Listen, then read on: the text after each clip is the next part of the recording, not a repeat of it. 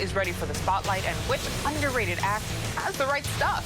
Plus, the beast in the East is back. Does a healthy Saquon Barkley make the Giants NFC East contenders? Welcome into the NFL Superstar Club. Dinger and Dues are at the door, allowing new members in. But this exclusive club is nearing max occupancy. See who gets a VIP table and who will be shown the exit. This is NFL Total Access.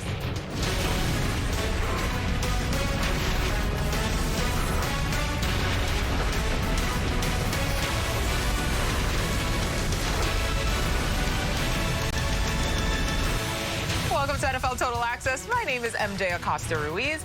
I'll be joined in just a minute by two franchise guys. Lige Duzabal and Brian Baldinger are with me tonight. And yes, we will get to player extension news in just a few, but we're going to get things started with Ian Rappaport for more on Thomas Brady. Come on in here, Rap Sheet, because, yeah, another day, another way that Tom Brady is defying the laws of time and, well, medicine, it seems. Yeah, it's almost ridiculous at this point, MJ. I mean, we know that Tom Brady is the GOAT. Endless Super Bowl wins, endless incredible performances. What we did not know till really a couple minutes ago is that Tom Brady played this Super Bowl, his first with the Tampa Bay Buccaneers, on a fully torn MCL. Sources said today for the first time that that was the injury that he actually had surgery on in February. That is the injury that was originally described as a minor cleanup, and then Brady admitted a couple weeks after that, yeah, it was actually pretty major. Kept him off his off his legs for most of the spring, and was able to get on the field and really participate essentially fully during minicamp. Should be fine, totally fine by training camp, but still, the fact that Tom Brady played a Super Bowl and won on a fully torn MCL, the same MCL they actually had repaired in 08 when he tore his ACL, it's all pretty incredible for Tom Brady and the Buccaneers, MJ. I mean, I would say he's just showing off at this point, but he just does that on a regular healthy season, so I don't even know what to call this. All right, Ian, we'll check in with you in a few minutes here. And just in case you at home needed a little more context on just how crazy this is, here are Tom Brady's stats for his Super Bowl winning 2020 season. The Bucs went 15-5. He threw for 5,694 pass yards en route to his 5th Super Bowl MVP. That is the most all-time in the NFL. Come on. This isn't even fair anymore. Brian Baldinger and Lige Duzabal with me. I mean, how much more does his legend have to grow at this point, Baldy? Well, MJ, you know, he was already at GOAT status, and now you go above the GOAT, like GOAT plus. Like he's at a new level right now. And really, when you think about it, and I went back and watched all of his touchdown throws in the postseason, you can't tell that there's a torn MCL. But, you know, even when he was getting, you know, really publicly reamed by Bruce Arians after some losses and some questionable decisions, never an excuse. No leaks. Nothing saying that there's any reason for any, you know, performance that isn't Tom Brady standards, even with the MCL tear that we now know. So I think almost the legend grows even more when nobody knew about it or it wasn't reported by anybody. Even when there were some Sundays when we questioned whether he still had it. It's just, it's really remarkable because, you know, you throw with your legs, you torque with your legs, you get power from your legs, and one of them just isn't right. But you can't tell the difference. That's his ability to, what's he call it? Laser focus, MJ. He was laser focused. Yeah, Baldy, this is just ridiculous. It wasn't bad enough that he leaves New England.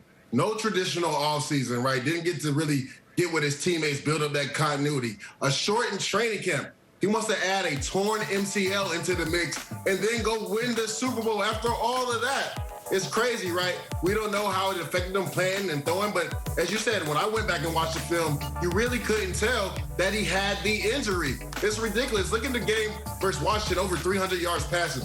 Look at the quarterbacks that he beat in the playoffs. Former Super Bowl MVPs, Aaron Rodgers, Drew Brees, Patrick Mahomes, very efficient in the Super Bowl. 21 of 29, throwing for over 200 yards. He threw to 7 different guys for touchdowns during the playoffs. This guy is a legend, GOAT status. I don't even know what you call him now. Hey, I don't know if you guys caught Tom Brady on that show called Living with Myself, where you go to an underground clinic and they clone you to take away any sort of indiscrepancy. I'm starting to think it wasn't just a scripted show there. I don't know. This is wild. I cannot. All right, guys. Yeah. Thank you. Meantime, a guy who apparently seems to be a mere mortal because his injury was not as lucky there. Saquon Barkley looking to get back in form. Is this real, though? Come on. Eli Manning posted this. Please stop photoshopping my legs onto your body. Well, the Saquads seem to be in mid-season form. I mean, there's no doubt in my mind, guys, that Saquon has been working like a madman, clearly, in his recovery. And the G-men absolutely need him out there. But does a healthy Saquon and the Saquads make the Giants a true contender in the NFC East, Baldy? Well, I think Quadzilla is always going to look good. And I think we all want to have those Photoshop legs in real life. But I don't think it necessarily makes him a playoff contender. I mean, unless you're getting Saquon from his rookie year, where, you know, he led the league in total yards with over 2,000. You give me a 2,000-yard season from Saquon this year, then by all means, I think the Giants can contend. But if you go back even last year in limited duty, the offensive line was a mess early in the year, one of the reasons why he got hurt. And, you know, there was a lot of negative runs there. He really could not get going. And so I think he's going to be a function of how good they are up front. And they're going to be without their best lineman from a year ago, Kevin Zeitler, who left via free agency to the Ravens. So if they can put the offensive line together and play at a higher level, then I do think the Giants can contend. Because defensively, Patrick Graham has got that group performing at a very high level. Yeah, Saquon Barkley can only help you because he's such a dynamic player. But Baldy and MJ, let's not get it twisted. This is about Daniel Jones. The New York Giants are only going to go as far as Daniel Jones takes them. Dave Gettleman has done a great job adding pivotal pieces around him. He went and got him a #1 receiver in Kenny Golladay.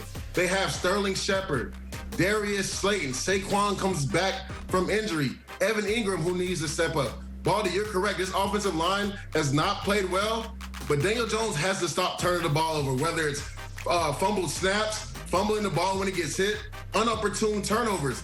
This team is only going as far as Daniel Jones takes them. And everybody's talking about the Washington defense. Well, let's not sleep on this defense from the Giants. They play at a very high level. And if you look at their secondary, it's one of the best in the nation. James Bradbury. They bring over Dory Jackson, Jabril Peppers, Logan Ryan back there as safety. And then Blake Martinez is a really good linebacker. We all know what Big Cat Williams can do. This defense is a playoff caliber defense, but only if Daniel Jones doesn't turn the ball over and does what he's supposed to do. Yeah, it's a pretty big caveat there. But, yeah, you're right. I think they've added so many pieces, especially offensively, to take some of that load, lighten the load a little bit for Saquon. I mean, he's only human, as we know. But remember that he only came into this league at the ripe young age of 21 years old. He is still so young, so much more football left to see from him. And to me, he's one of those generational talents. All right, guys, thank you. We promised you franchise tag updates. We have them for you. Here's a look at the players to receive the franchise tag for the 2021 season. A pretty lengthy list, which includes Allen Robinson, Chris Godwin, Brandon Sheriff, and Marcus May. So, Ian Rappaport, come back in here, my friend. Franchise tag deadline, it came, it went. What else do we know about some of these long-term deals? Well, we know one player today got a long-term deal, and that's Taylor Moton, the starting right tackle for the Carolina Panthers. Really one of the more underrated players in the game, although now perhaps people will understand how good he is. He gets a 4-year, $71.25 million extension. You combine that with the franchise tag. He's under contract for 5 years, about $85 million. $43 million is guaranteed. This really picked up steam. Today, at some point early in the week, it looked like the deal was not going to get done. The Panthers get it done. And another player, and really one of the question marks we were wondering about, Marcus Williams, standout safety for the Saints.